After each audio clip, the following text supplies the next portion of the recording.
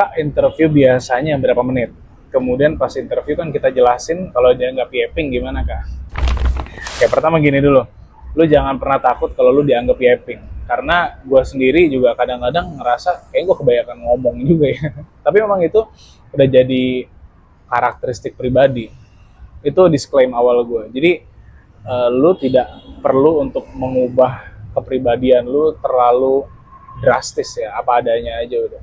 Nah, pertanyaannya tadi adalah interview itu biasanya berapa lama? Sebenarnya kalau interview itu bisa sangat singkat kayak 10 menit beres. Ada, kalau gue sendiri pernah waktu dulu zaman job seeking itu pernah interview online sih ya. Mungkin 15 atau 20 menit itu paling singkat. Terus yang paling lama banget gue kayaknya pernah 2 jam 15 menit mungkin ya. Lagi-lagi waktu saat gue job seeking proses waktu itu. Nah, itu akan sangat tergantung dengan di stage mana lu sedang berada. Jadi interview kan ada HR, ada user. Tapi dua contoh gue tadi sebenarnya dari user interview.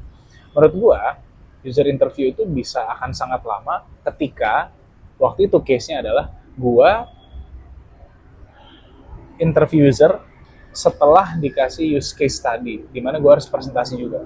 Jadi ada waktu untuk presentasi, habis itu dia tanya jawab dengan gue, kemudian gue juga bisa bertanya tentang pekerjaan yang akan gue jalani. Saat itu kan berharapnya lolos ya, walaupun akhirnya nggak lolos. Itu cukup panjang.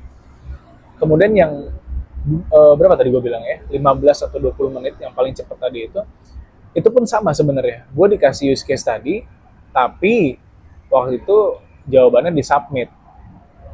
Oke, saat gue interview hanya mengulas sedikit aja apa yang udah gue kerjakan.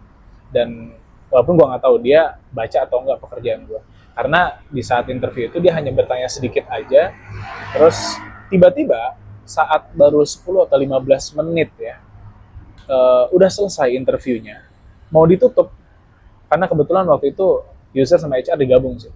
Gue bilang ke HR-nya, sorry mbak, saya masih bisa nanya-nanya dulu nggak gitu. Karena gue rasa gue cukup excited di posisi itu.